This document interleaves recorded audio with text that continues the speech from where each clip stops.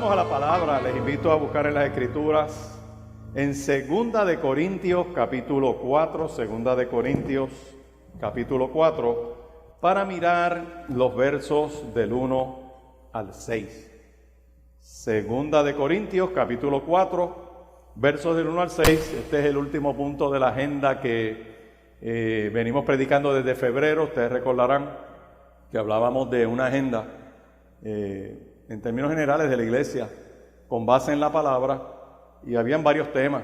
Uno de ellos era alabarle en espíritu y en verdad, otro era orar y velar, el otro era escudriñar la palabra, luego combatir el mal, después buscar santidad, pues era caminando con Él, después disfrutando su presencia, después dejar atrás temores, ansiedades y rencores, luego era extendernos hacia adelante.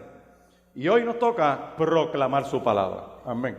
Eso entre otras cosas que podemos usar como agenda. 2 de Corintios capítulo 4, versos del 1 al 6 dicen de la siguiente manera: por lo cual, teniendo nosotros este ministerio según la misericordia que hemos recibido, no desmayamos.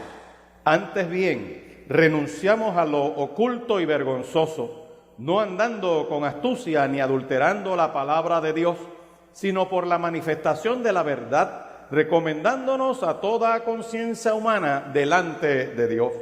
Pero si nuestro evangelio está encubierto, aún entre los que se pierden está encubierto, en los cuales el Dios de este siglo cegó el entendimiento de los incrédulos, para que no les resplandezca la luz del evangelio de la gloria de Cristo, el cual es la imagen de Dios.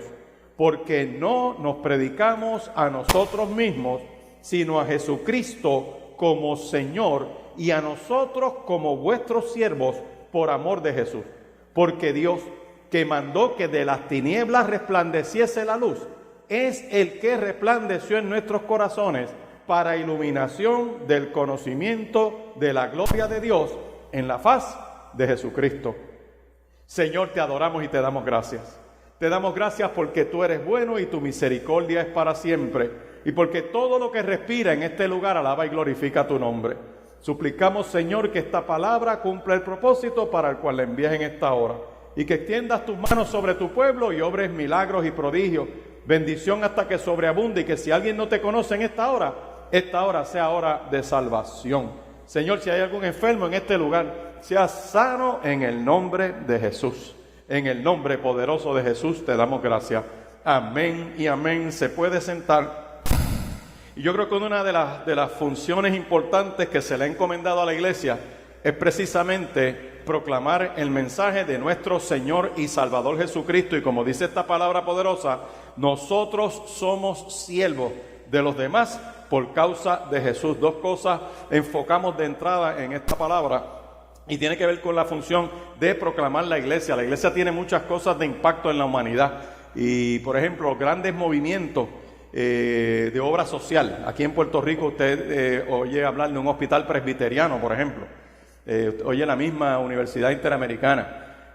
Oye fundaciones y hospitales que su primer origen fueron iglesias que dijeron: mira, vamos a trabajar con la salud de un pueblo, y se pusieron de acuerdo y levantaron unos hospitales, y otros hicieron unos orfanatos, y otros hicieron otra serie de movimientos de impacto social, y la iglesia tiene mucho impacto social, pero eso no es lo que la iglesia está llamada a hacer. Es parte, pero no es lo principal, no es lo fundamental. Es como decía algo: la iglesia puede repartir comida, pero es bueno enseñarle a la gente a sembrar. Podemos repartir botellas de agua, pero es bueno hacer lo que está haciendo mucho movimiento en otras naciones, que es hincando pozos para que la gente pueda desarrollarse. Amén. Y eso es parte de lo que nosotros podemos encontrar en la palabra. Un ejemplo es cuando Jesús, en Marcos capítulo 6, está cansado y le dice a los discípulos: vamos a cogernos un break, vamos a tomarnos un espacio para descansar, y vámonos a un lugar lejano. Y dice que la gente vio hacia donde ellos se dirigían, y cuando el Señor llega con sus discípulos, había una multitud. Y me gusta que dice: y saliendo los vio, y vio que eran como ovejas que no tenían pastor. Y fue conmovido por eso, porque vio que la gente estaba como desbandada. Yo miro a mi Puerto Rico querido, Y yo veo que Puerto Rico anda como ovejas que no tienen pastor, que necesitan conectarse con Dios, necesitan entrar en el orden de Dios, necesitan, ¿verdad?, de una manera meternos con Dios como nunca antes en nuestra vida, porque tenemos una niñez y una juventud que viene subiendo y que viene distorsionada. Viene subiendo un grupo de gente que dice, wow, tenemos estos problemas, y no encuentran cómo salir de ese encerramiento que tienen. Y por lo tanto, cuando tú vas a la palabra, te dice, mira, la función central de nosotros es predicar la buena noticia del Evangelio, que Dios estaba en Cristo reconciliando consigo al mundo. Pero ¿qué predicamos? ¿Qué es lo que vamos a hacer si cuando tú prendes la televisión tú ves montones de movimientos religiosos haciendo fundraising? ¿Qué tú vas a hacer si cuando tú prendes la televisión ves movimientos religiosos más pendientes de venderte un pote de vitaminas o de promover yo no sé qué cosa, que lo que es la centralidad de la palabra? Les digo más, hay movimientos que controlan televisoras que venden las oraciones, que te dicen, envíanos una ofrenda de tanto, y todo lo que tú ves que están predicando tiene que ver con sembrar, tienen que ver con dar, tiene que ver con el dinero que se levanta, y entonces después te dicen, y envía esta ofrenda que vamos a orar por usted. Pues entonces el que está pelado y no tiene que mandar, pues por ese no orarán. Pero a lo que voy es que la gente se distorsiona, la gente entonces pierde lo que es la iglesia, y nosotros tenemos que ver qué estamos predicando y qué estamos proclamando. Gloria a Dios por levantar la estima, gloria a Dios por un montón de cosas que son muy buenas, pero hay un mensaje bien claro, que Dios estaba en Cristo reconciliando consigo al mundo, no tomándole en cuenta a la humanidad sus pecados, y nos encargó a nosotros la palabra de la reconciliación. Vaya a Primera de Corintios, capítulo 2, Primera de Corintios, capítulo 2, para mirar los versos del 1 al 5, porque en Primera de Corintios, capítulo 2, Pablo dice las siguientes palabras, dice, así que hermanos, cuando fui a vosotros para anunciaros el testimonio de Dios, no fui con excelencia de palabras o de sabiduría, pues me propuse no saber entre vosotros cosa alguna, sino a Jesucristo y a este ¿qué? Crucificado. Y estuve entre vosotros con debilidad y mucho temor y temblor. Y ni mi palabra ni predicación fue con palabras persuasivas de humana sabiduría, sino con demostración del Espíritu y de poder, para que vuestra fe no esté fundada en la sabiduría de los hombres, sino en el poder de Dios. Y es bien interesante porque Pablo está diciendo, miren, varias cositas hay. No me valí de palabras elevadas, porque hay veces que tú vas a escuchar una predicación y te dan como unas palabras, decían antes de domingo, y es bueno que la gente aprenda unas cuantas palabras, porque ese no es el punto. Pero hay veces que se trepan en una estratosfera para hablar los conceptos de la palabra y entran en unas cosas que son por así decir, de gustarlas en la academia y no necesariamente en los púlpitos. Yo recuerdo en una ocasión yo trabajaba en una oficina de una denominación, y era bien interesante porque teníamos un equipo de trabajo poderoso, era un equipo que yo me gozaba. Había uno que era evangelista, había una que era educadora y teníamos un teólogo. Yo tenía que ver con la parte de administración y obviamente leyes, ¿verdad? De la mayordomía, misiones. Y teníamos la persona que dirigía la denominación. Entonces el teólogo siempre estuvo en la academia. El teólogo es una figura, es una persona tan brillante, tenía unos doctorados y era un hombre que podía escuchar, puede estar en una reunión, todo el mundo discutiendo, y al final tú le decías, hermano Luis, ¿qué ha pasado? Él decía, bueno, miren, todo este grupo ha hablado toda esta mañana y aquí hay 2 visiones. Y cada visión tiene, y entonces te organizaba todo lo que se había discutido tan sencillo que ponía a todo el mundo en la misma página. Pero ese hombre siempre vivía en la academia, leyendo. Y cuando le tocó ir por las iglesias por primera vez a compartir enseñanza, recuerdo un lunes que hacíamos una reunión de staff, él llegaba en shock y decía, esto es increíble, la gente en las iglesias lee la palabra de un punto de vista bien personal, lee la palabra, buscando algo de Dios. Entonces yo que tengo estas herramientas que me acerco a la palabra, entonces nosotros nos reíamos y le decíamos, lo que pasa es que tú te acercas a la palabra en tu entrenamiento académico, no es que no adores a Dios, tú adoras a Dios. El problema es que acabas de descubrir que el pueblo se acerca a la palabra para que Dios le hable. Nosotros nos acercamos a la palabra para recibir el consejo de Dios. No es que tú no recibas el consejo de Dios, sino que tú te acercas tan estructuradamente, académicamente, y te gozas y te disfrutas la alta cristología, la baja cristología, que si el evangelio juanino, que si el lucano y todo ese tipo de lenguaje que yo me acerco al libro de Lucas y no sé si es lucano o no es lucano. Yo me acerco ahí para que el Espíritu Santo de Dios me meta a las manos el alfarero divino y me transforme para su gloria. Así que no bajamos a la gente con palabras elevadas porque no tenemos que impresionar a nadie. O sea, no es sabiduría de impresionar. El mensaje fue muy sencillo. El mensaje dice que no se usa un mensaje ingenioso ni persuasivo. Porque si yo me voy con argumentos, eso no es palabra de Dios. De hecho, la palabra te dice, no argumentes. Tú dejas que, de hecho, la palabra es espada que entra y corta lo enfermo que hay en uno. Dice Hebreo. Hebreo dice, la palabra es que una espada que entra, corta las coyunturas y los tuétanos y discierne las intenciones del corazón. ¿Tú quieres cambiar? Ábrete a la palabra. El Salmo 19 lo dice, ¿verdad? La ley de Jehová es ¿qué? Perfecta, que convierte ¿qué? Ese es el asiento de las emociones. ¿Tú quieres que tus emociones se aclaren? ¿Tú quieres que tus emociones entren en el orden de Dios? Ábrete a la poderosa palabra de Dios, porque la palabra es la que lo ordena todo. Desde el libro de Génesis, la palabra ordenó el caos. Dios habló y separó las tinieblas de la luz. Dios hizo la luz, dijo, sea la luz. Separó las aguas de la tierra. O sea, la palabra pone orden al caos. Por eso ustedes ven que en el revolú que está viviendo Puerto Rico, lo que pone orden aquí es la poderosa palabra de Dios, que la gente vuelva a los principios de Dios. Y es bien interesante porque termina diciendo 1 Corintios capítulo 2 y verso 5 en ese texto, dice, para que vuestra fe que no esté fundada en la sabiduría de los hombres, sino en el poder de Dios. Se confía en la obra del Espíritu Santo. El superintendente de escuela bíblica en una iglesia es el Espíritu Santo de Dios. Así que ya sabemos que no usamos palabras persuasivas. Cuando tú te vas a lo que significa esto en los lenguajes originales, es el argumento que usa un abogado para convencer a un juez. Lo va llevando hasta llevarlo a una convicción. Esto no. La poderosa palabra de Dios entra, impacta tu vida y es el Espíritu Santo el que te revela la verdad que está en Cristo Jesús. Amén. Así que lo otro es, ¿qué contenido tiene ese mensaje?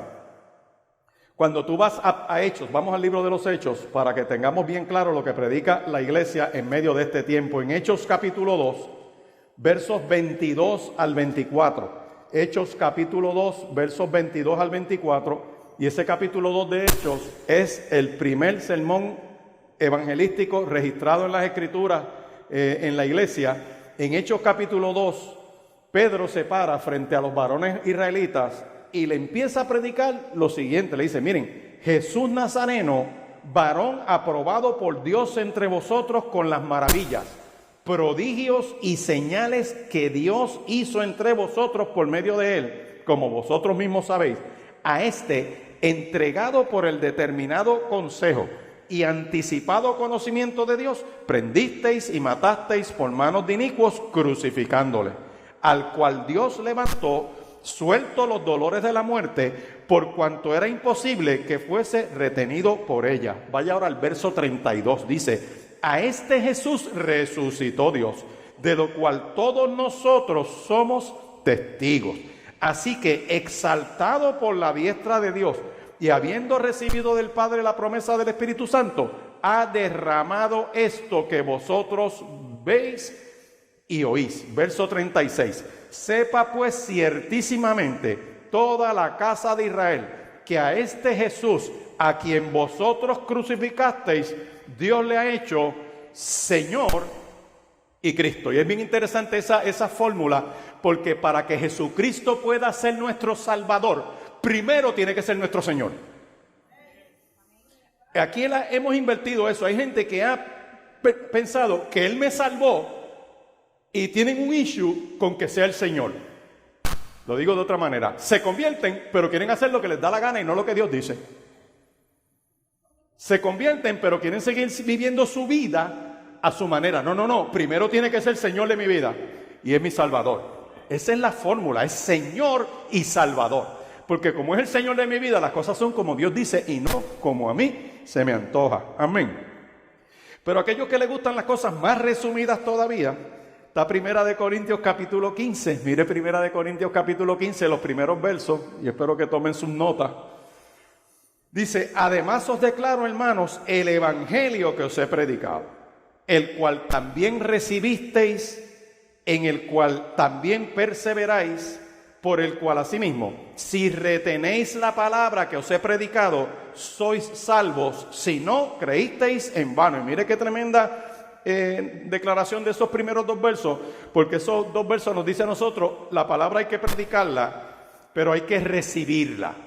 Y además de recibirla, hay que perseverar en ella. Y además de perseverar en ella, hay que retenerla. Porque si no, ¿qué? Creísteis en vano. Hay gente que les gusta la palabra, les gusta escuchar en palabra, pero ni la retienen, ni la viven. Y entonces, por lo tanto, su experiencia religiosa se reduce a pasar llorando en la mañana un domingo, a tener una cosquillita en el estómago. Hay gente que me dice: ay, pastor, esta presencia, mire cómo yo estoy, y se me paran los pelos. Eso no significa que hay presencia de Dios. Eso te puede dar por un envenenamiento de comida. Un buen estreñimiento te puede parar los pelos. Y no necesariamente hay presencia de Dios. Frío como lo hay aquí en esta mañana, como está nublado afuera, no hay tanto calor, pues entonces esto está aquí bien frío, ¿verdad? Y hay gente que puede estar reaccionando, su piel puede estar reaccionando, pero eso no significa que usted está teniendo una experiencia religiosa ni remotamente. La palabra te dice que tiene que ser predicada, recibida, perseverar en ella, es vivirla y retenerla. Y aquí viene el contenido en el verso 3. Porque primeramente os he enseñado lo que asimismo recibí, que Cristo murió por nuestros pecados conforme a las Escrituras. El único remedio que tiene el pecado es la obra de nuestro Señor Jesucristo en la cruz del Calvario, que pagó por el pecado de la humanidad. Y el otro día le mencionaba lo que era pecado, una palabra que ha desaparecido de la conversación religiosa, de la proclamación de la palabra. Se trata de disfrazar, se trata de adornar, se trata de hacer tantas cosas con el pecado, como si fuera un issue manejable médicamente, como si socialmente lo pudiéramos manejar. Y la palabra dice: el pecado nos distancia de Dios, el pecado nos aleja de Dios, el pecado trae muerte, la paga del pecado sigue siendo muerte, mas la dádiva de Dios, vida eterna en Cristo Jesús. El único remedio que hay para el pecado es nuestro Señor y Salvador Jesucristo. Amén. Y mira cómo dice el verso 3, dice que Cristo murió por nuestros pecados conforme a ¿qué? A las Escrituras. La palabra que tú tienes es importante proclamarla, pero es importante vivirla y defenderla. Que fue sepultado y que resucitó al tercer día conforme a las Escrituras, y a que apareció a Cefas, después a los 11, y sigue diciendo el verso 6, después apareció a más de 500 hermanos a la vez, de los cuales muchos viven aún y otros ya duermen. Así que tenemos que el contenido del mensaje es que nuestro Señor Jesucristo fue el que pagó por nuestro pecado. ¿Te quieres quitar tu pecado de encima? Acepta a Cristo como tu único y eterno Salvador. Me gusta mucho en el lenguaje que Cristo mismo lo dice en Juan capítulo 3. En Juan capítulo 3, cuando Jesús está hablando con Nicodemo, al final de la conversación, tiene que recurrir a una figura en la vida del pueblo de Israel, que es que cuando el pueblo iba por el desierto, llega un momento en que se soltó una plaga de murmuración y pegó la gente a bochinchar, y empezó la gente a socavar, y empezó a la gente con esos comentarios a restarle al pueblo su ánimo.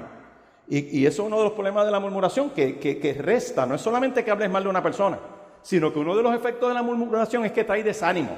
Uno de los efectos de la murmuración es que te desenfoca del propósito de Dios. Uno de los efectos de la murmuración es que te distrae. Entonces Dios dice: ah, sí, ¿quieren eso? Les suelto una plaga de serpientes. Y eran serpientes venenosas, y mucha gente empezó a morir.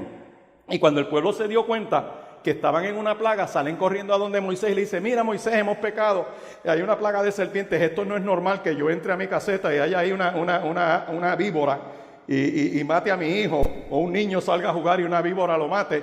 Así que nosotros queremos que hagas algo. Y Moisés entonces ora, y Dios le da lo que viene siendo el símbolo de la medicina, que es el asta de bronce con la serpiente de bronce, y dice que cuando alguien era mordido por la serpiente, la que fuera, Lo único que tenía que hacer era levantar su vista y mirar el asta de bronce con la serpiente. Y cuando la gente miraba esa asta de bronce, el veneno que tenía en su cuerpo perdía poder.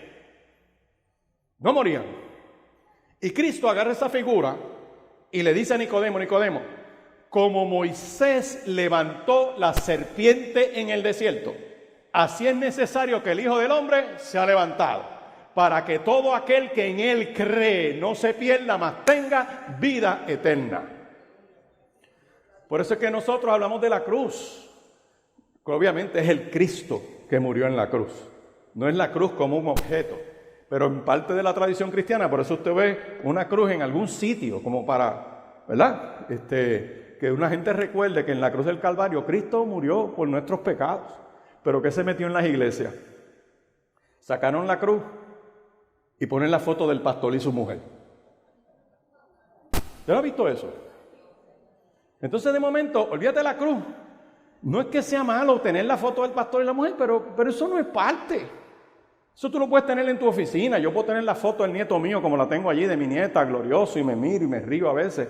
Pero como que la iglesia se fue distrayendo y se fue descarrilando. Y nos olvidamos de la centralidad de esta palabra poderosa que dice bien claro que primeramente os he enseñado lo que así mismo recibí, que Cristo murió por nuestros pecados conforme a las Escrituras, y que fue sepultado y que resucitó al tercer día conforme a las Escrituras. Nosotros predicamos y vivimos la poderosa palabra del Señor. Amén.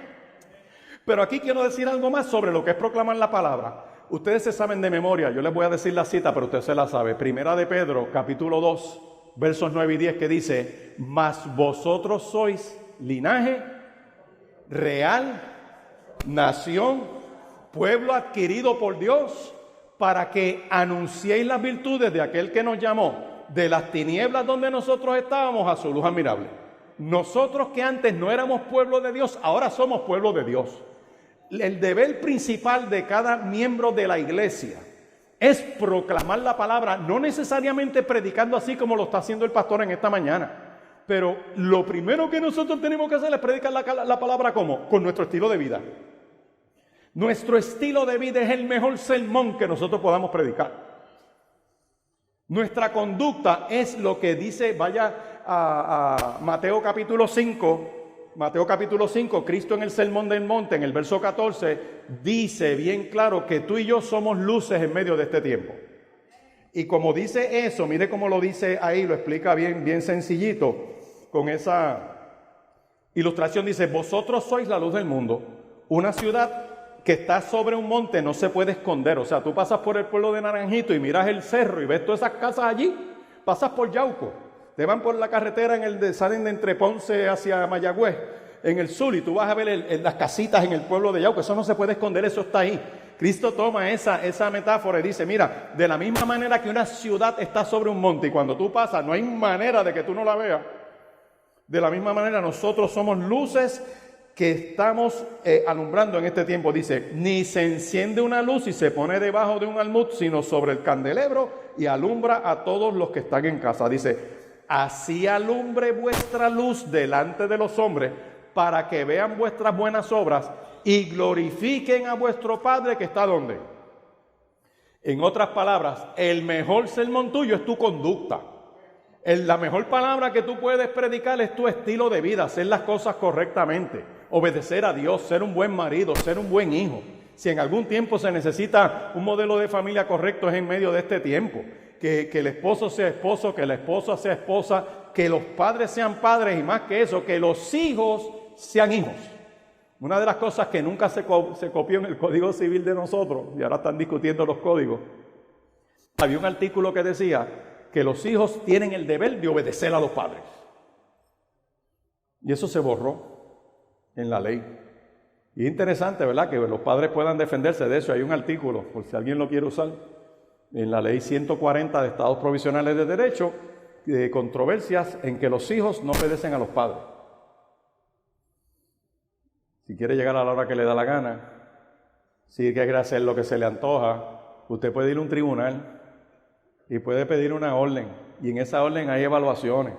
Y ahí entran las evaluaciones de los trabajadores sociales y hay un montón de cosas, hay muchas herramientas que lo que pasa es que la gente no las conoce ni las trabaja. Pero eso no se copió y entonces tenemos unos modelos que no son correctos, pero usted ve familias que nunca vienen a la iglesia, que jamás han puesto los pies en la iglesia, que no tienen a Cristo en su corazón y tú dices, oye, pero qué tremenda familia esa. ¿Por qué? Porque el marido vive entregado a su mujer, la mujer vive honrando a ese marido, ambos padres viven atendiendo a sus hijos y los hijos en esa casa obedecen a sus padres, no tienen evangelio, pero como están obedeciendo lo que Dios ha establecido, sin saberlo, se desata una bendición sobre ellos. Porque la obediencia trae bendición. Es necesario, no solamente eso, sino aceptar a Cristo como tu único y eterno Salvador, porque el día llega en que uno muere. Y ahí se terminan las cosas para uno en la faz de esta tierra. Y la decisión más grande que tú puedes tomar en esta vida es que haber aceptado a Cristo como tu único y eterno Salvador. Pero volviendo a 1 de Pedro capítulo 2 versos 9 y 10, todo el mundo en la iglesia tiene el deber de proclamar esa palabra. Amén. No solamente los que predican, no solamente los que hacen. En 2 de Corintios capítulo 4, que es el texto con el que arrancamos, verso 1, empieza entonces a decir lo siguiente, miren, por lo cual, teniendo nosotros este ministerio según la misericordia que hemos recibido de Dios, o sea, estamos en esto por la misericordia de Dios, no es que somos mejores que nadie, es que nosotros le hicimos caso a Dios, aceptamos a Cristo como nuestro único y eterno Salvador y tenemos ya esa encomienda que nos da Dios por medio de su gracia. Dice ahí bien clarito, no desmayamos, eso es, no nos damos por vencido. ¿Y por qué yo no me doy por vencido? Porque yo veo que la palabra funciona. Mire, yo lo he testificado muchas veces aquí cuando yo entré al mundo de las leyes, que el modelo de abogado, los abogados se supone que ¿verdad? Entiendan que tienen una investidura bien interesante como la tiene toda otra profesión. Abogado tenemos para con el Padre, ¿a quién? A Jesucristo el justo. ¿Cuál es el médico por excelencia? ¿Cuál es el maestro por excelencia? ¿Cuál es el policía por excelencia? Si Jehová no vela la ciudad, en vano vela la guardia. Es alfarero, es horticultor, es escultor. O sea, hay tantas figuras, todo oficio que viene de Dios, ¿verdad que sí? Y dice esta palabra poderosa bien claro, que Dios en su misericordia nos da esa encomienda. ¿Y por qué yo no desmayo? Porque yo sé que lo que yo hago, lo hago no por mi talento y mis capacidades, sino que Él me llamó a hacerlo y me equipó. Vaya a 2 de Corintios capítulo 3 ahí mismo, versos 4 al 6, que dice lo siguiente, dice, y tal confianza tenemos mediante Cristo para con Dios, no que seamos competentes por nosotros mismos para pensar algo como de nosotros mismos, sino que nuestra competencia proviene ¿de quién? De Dios, el cual asimismo nos hizo ministros competentes de un nuevo pacto, no de letra, sino del Espíritu, porque la letra mata, más el Espíritu ¿qué? Así que la competencia que tú tienes, lo que tú haces, lo que tiene un efecto en la vida de la gente, es por la misericordia y la gracia de Dios, amén. Lo digo de otra manera, Dios nos usa a pesar de nuestros defectos. Dios nos usa a pesar de nuestras limitaciones y no te debes subestimar. Esto es un tiempo donde hay que brillar como luces en medio de las tinieblas. Hace un tiempo atrás yo se lo mencioné, pero se lo voy a repetir, hubo una intervención de unas personas con un grupo de jóvenes que estaba usando droga, estaban usando marihuana. Y con toda esta discusión que ha habido del cannabis, y hay gente que cree que eso es medicinal, y hay una carta que acaba de salir, fresquecita, de la FDA, del Federal Drug Administration, donde dice que en coordinación con el Departamento de Salud de los Estados Unidos no aprobaron el de clasificar la marihuana de la clasificación que tiene para hacerla a otra clasificación más liviana para que se pueda usar como medicamento y da dos razones fundamentales. Dice que no tiene uso medicinal y dice que es adictivo. Lo dicen. Y la prensa de este país ha escondido esa carta. De hecho, la voy a ver si para el segundo culto la paso para que la tienen en pantalla. El link, busque FDA, entre a la página de fda.gov de Estados Unidos y usted va a ver que ahora mismo se acaba de decir que no es medicinal y que es adictivo. Y aquí hay una campaña para venderla y producirla. Y hace un tiempo atrás yo estuve con unos hermanos de esta iglesia en un cultivo de orégano, de lechuga, de ¿qué más tienen allí? cilantrillo y todo eso. Qué glorioso aquello, se ve que hay horas de trabajo, hermano. Oye, veo 4 o 6 bandidos de estos, personas de estas, que han montado una cosa más grande que la que ustedes tienen allí para sembrar pasto. No pueden sembrar otra cosa. Lo que quiero que vea con esto es que sí hay la capacidad para sembrar. Sí hay para hacer agricultura en este país. Pero para lo bueno no lo quieren hacer. Pero para poca vergüenza sí lo van a hacer. Entonces tú dices, wow, aquí tenemos un serio problema. Y esta palabra dice, espérate. Tenemos que entender aquí, bien clarito. Dice, esta confianza tenemos mediante Cristo para con Dios, no que seamos competentes por nosotros mismos para pensar como de algo de nosotros mismos, sino que eso que hacemos que beneficia a tantas personas viene de Dios, al cual asimismo nos hizo ministros competentes de un nuevo pacto, no de letra sino del Espíritu, porque la letra mata, mas el Espíritu vivifica. No es con capacidad humana y razonamiento humano, no es argumento humano, no es que estudiar sea malo. Hay gente que agarró esa palabra y la sacó de contexto. Y tengo un pueblo con el que comparto mucho y decían antes, no estudie, porque si Cristo viene, mira, si Cristo viene que me saque del salón de clase. Si Cristo viene que me saque de donde yo esté, lo importante es que yo tenga comunión con nuestro Señor y Salvador Jesucristo. Predicamos la palabra de Dios con sinceridad y con la autoridad de Cristo, sabiendo que Dios nos observa. ¡Wow! Yo encontré eso, está en 2 de Corintios, vaya a 2 de Corintios, capítulo 2, ahí mismo el verso 17, mire cómo lo dice. Pues no somos como muchos que medran falsificando la palabra de Dios, sino que con sinceridad, como parte de Dios y delante de Dios, hablamos en Cristo. Dice, ya ven, no somos como tantos que medran. Yo voy a usar aquí una versión que es Biblia viviente. Dice, no somos como tantos charlatanes que predican para provecho personal. ¿Qué usted cree de eso? Eso es una versión que hay, no es que estoy ofendiendo a nadie. Ahí lo dice bien claro, medran, es que manejan la cosa. Oye, ¿no se parece eso a lo que estamos viendo en medio de este tiempo? Y por eso tenemos un país que está al garete. Puerto Rico está como está, lo digo con respeto. Parte se debe a que la proclamación de los púlpitos no ha sido la correcta. Que la proclamación de los púlpitos le ha enseñado a la gente que más importante tener que el ser.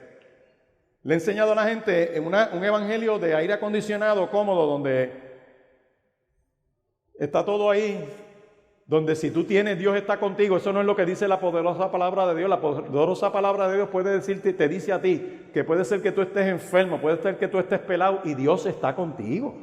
Amén, que no se ha olvidado de ti. Pero predicamos la palabra de Dios con sinceridad y con la autoridad de Cristo, sabiendo que Dios nos observa.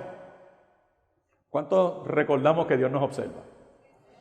¿Alguno de ustedes alguna vez ha recibido un mensaje en el teléfono que tú no te has dado cuenta y cuando tú miras y tú dices, wow? Y cuando buscas, es alguien hablando, que parece ser que se le activó el teléfono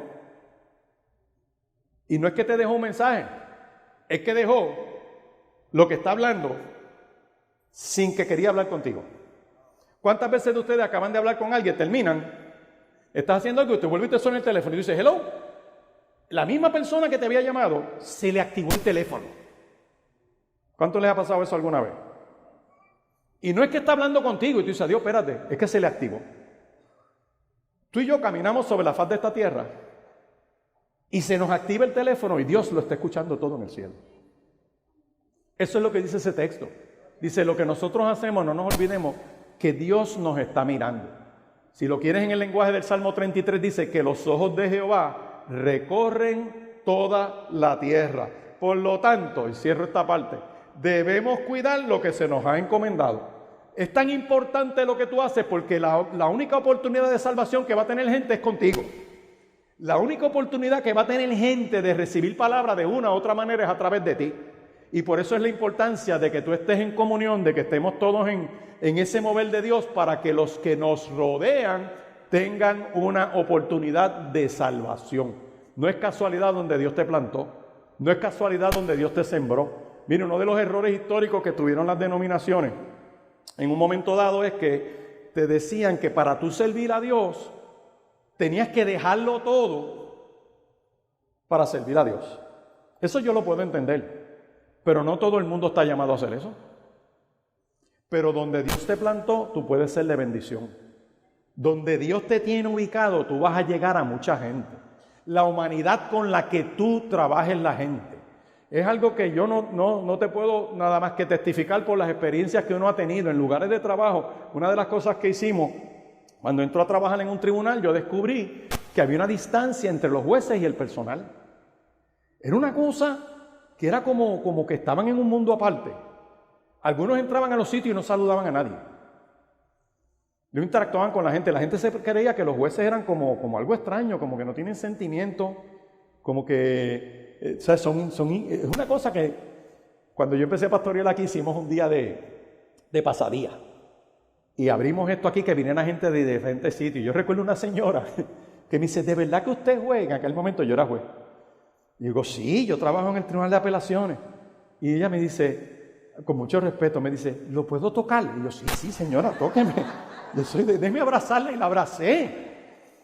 Yo ahí descubro que era como una distancia, era como una cosa, tú sabes, media extraña. Pero cuando Dios me da la oportunidad de trabajar allí, ¿cómo yo iba a predicar?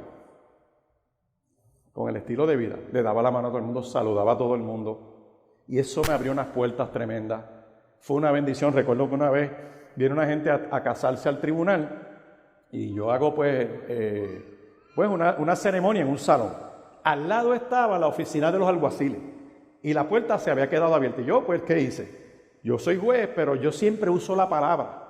En aquel momento, él estaba de juez y usaba la palabra y usaba la narrativa de Génesis, y antes de hacerle los votos a la gente le metí un sermón corto pero sustancioso.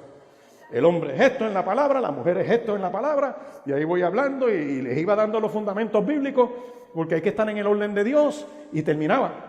Hacía los votos y vámonos. No pasaron una semana y media que uno de los alguaciles viene a verme. Yo pues, ¿qué ha pasado? Siéntate. Mire, que es que usted hizo una boda la semana pasada. Yo sí. Dice, desde ese día yo no puedo dormir. ¿Por qué? Porque usted dijo que había que estar bien con Dios. Y yo convivo, y yo quiero arreglar mi vida, y yo quiero casarme con ella. Convivía, tenía hijos con ella, es una cosa, ¿ves? La palabra entró de una manera. Ese alguacil se casó, después me trajeron un alguacil de otro tribunal, y de momento aquello parecía una capilla. ¿Qué fue lo único que se hizo? Vivir un sermón práctico en medio de lo que está ocurriendo en este tiempo, y gente empieza a tener temor de Dios, y gente empieza a congregarse, y de momento tú ves que hay tanta gente que ha estado en una iglesia que están apartados. ¿Cuántos de ustedes conocen personas que le servían a Dios y que ya no le sirven? Que le decimos, mira, están apartados, que gustaron el evangelio. Gente que usted ni se imagina que tuvo una experiencia en Cristo. Descubrí jueces que en la juventud iban a las iglesias y que después por cosas de la vida se apartaron y siguieron creciendo en la vida y se olvidaron de Dios. Esta palabra dice, mira, tenemos que cuidar lo que se nos ha encomendado. Rechazamos toda acción que sea vergonzosa y los métodos turbios. Nosotros no recurrimos a cosas extrañas para proclamar la poderosa palabra de Dios, sino que esto es a plena luz del día. No tratamos de engañar a nadie, ni de distorsionar la palabra de Dios. Y aquí quiero que vaya un momento conmigo a Primera de Timoteo, capítulo 4. Primera de Timoteo, capítulo 4, verso 16, que dice bien clarito, ten cuidado de ti mismo y de la doctrina. Persiste en ello, pues haciendo esto te salvarás a ti mismo y a los que te oyeren. Lo voy a repetir, ten cuidado de ti mismo y ten cuidado de lo que estás viviendo. Persiste en ellos, pues haciendo esto te salvarás a ti mismo y a los que te oyeren. Y esto es bien importante, ¿verdad? En medio de este tiempo que estamos criando, y aquellos que son abuelos tienen una segunda oportunidad en la vida para criar, tienen que hacer lo correcto, tienen que dar el ejemplo, tienen que estar ahí en medio de este tiempo. ¿Para qué? Para que teniendo cuidado de ti mismo y con tu ejemplo, tú te salvas no solamente tú, sino aquellos que te están rodeando. Segunda de Timoteo, vaya a Segunda de Timoteo capítulo 2, unas páginas después, verso 15, lo dice aquí bien clarito, dice, procura con diligencia presentarte a Dios aprobado como obrero que no tiene de qué avergonzarse, que usa bien la palabra de verdad. Y esto es bien, bien importante. Procura con diligencia, es con cuidado, presentarte a Dios como obrero que ha aprobado, que estás haciendo las cosas correctamente, que usa bien la palabra de verdad. Y eso requiere que escudriñemos la palabra, eso requiere que la estudiemos estructuradamente. Yo lo digo con cierto temor y temblor. Una de las cosas que a las iglesias se les está haciendo difícil en este tiempo es escudriñar la palabra. La gente escasamente viene a una escuela bíblica, a un estudio bíblico, lo quieren todo dado y están viniendo unos retos bien grandes. Estamos en una época, ya no se habla de posmoderna, se habla de una época poscristiana. Estamos hablando de que la gente tiene muchas experiencias de diversas maneras y las busca a su manera. Y se han distanciado de lo que es Dios y de lo que es la palabra de Dios. Y nosotros tenemos que volver a ese fundamento de la palabra, vivirlo, para que la gente pueda, de manera con nuestro testimonio, ser alumbrados. Y como dice en Mateo 5, que la gente viendo como tú vives, quiera conocer al Dios que tú conoces. Gloria a Dios por el testimonio que pudimos dar un tiempo dentro de los tribunales. Yo le dije a usted que yo le pedí a Dios la ocasión de predicar, y Dios me dio el break, pero me lo dio a través de los funerales y de las bodas. En bodas y funerales yo le prediqué, yo creo que la mitad de la judicatura para la gloria del Señor. ¿Por qué? Porque Dios hizo como Él quiso. Dios abrió las puertas como me las abrió a mí, pero a ti te las puede abrir de la misma manera o de la otra manera, donde tú estás. Mira bien que Dios te va a dar la oportunidad para ministrarle a alguien.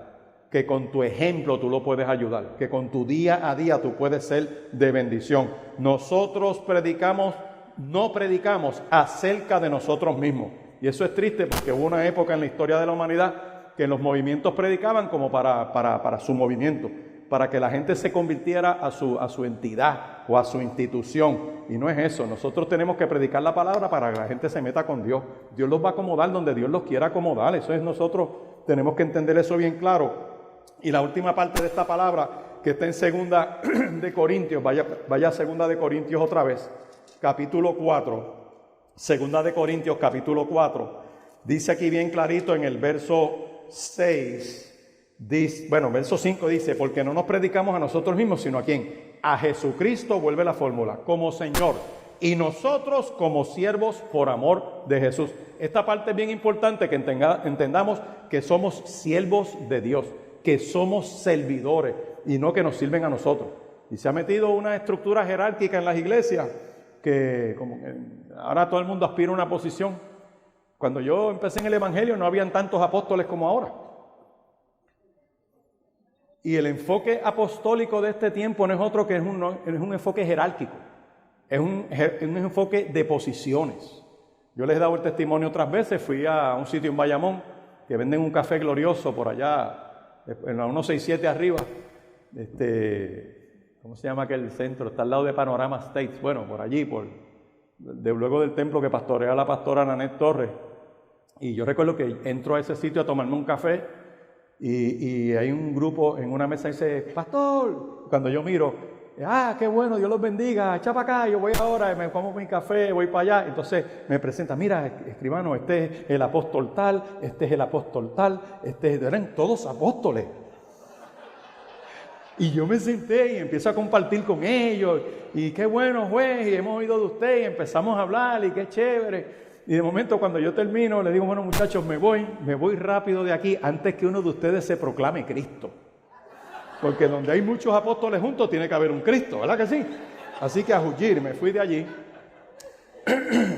Pero nosotros, dice, no predicamos acerca de nosotros mismos. Bueno, quiero darle un footnote adicional ahí, vamos. El apostolado moderno da cobertura. Eso significa que yo te superviso, pero te piden una ofrenda. Y entran en una serie de coberturas. Yo no veo en la Biblia eso. De hecho, cuando un tipo trató de comprarle a los apóstoles la unción que tenían, eso está en Hechos 8, recibieron un juicio.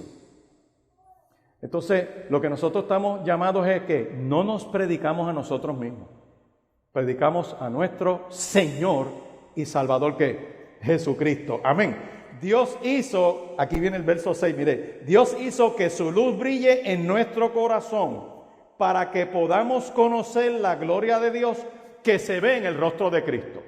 Eso es el verso 6, dice, porque Dios que mandó que de las tinieblas resplandeciese la luz, es el que resplandeció en nuestros corazones para iluminación del conocimiento de la gloria de Dios en la faz de Jesucristo. Ten ¿cómo es el deseo, el anhelo? Preocúpate por estar en comunión con Dios, porque esa comunión con Dios que tú tienes va a brillar en ti para que la gente que te rodea reciba a Cristo como su único y eterno Salvador. Amén. Ese es el último punto en la agenda de esta casa. Proclamar esa poderosa palabra de Dios. ¿Habrá alguien en esta mañana que dice, esa palabra es para mí? Yo tengo que pactar con Dios en esta hora. Yo tengo que revisar mi vida.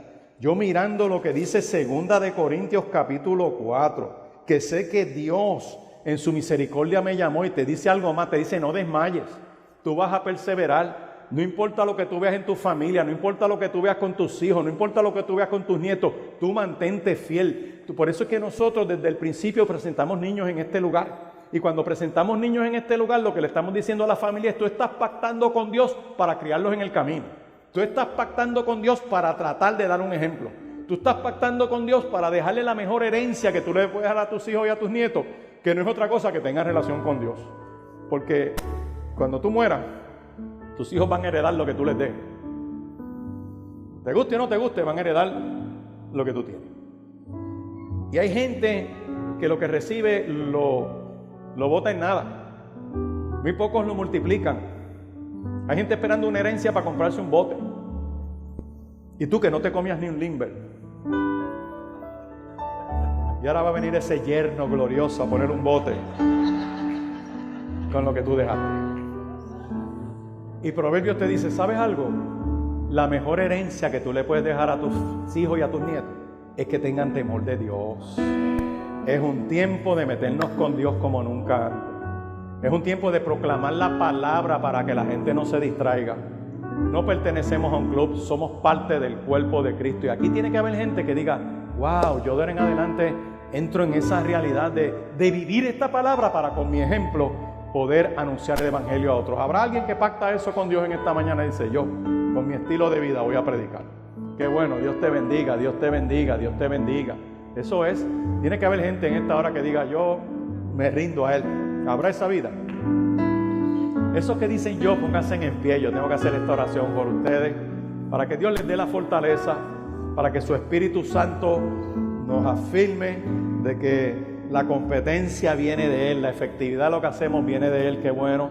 Alguien más dice, esto es para mí, póngase en pie, tengo que orar por usted. Qué bueno, Dios te bendiga, Dios te bendiga.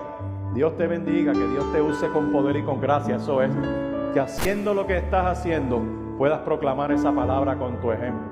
Señor, te adoramos y te damos gracias porque tú eres bueno, tu misericordia es para siempre, por este privilegio de congregarnos en esta hora y bendecir tu nombre. Te damos gracias, Dios, porque tu misericordia nos permite vivir esta palabra. Permite que al vivirla tu Espíritu Santo tome ese testimonio y lo convierta en luz para alumbrar y sacar de las tinieblas a aquellos que nos rodean.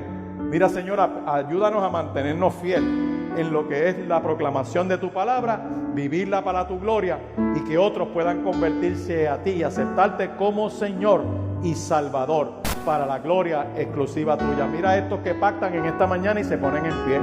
Yo te pido que tú los fortalezcas, Dios del cielo, les permitas la oportunidad de ganar a otros para ti, para la gloria exclusiva de tu nombre.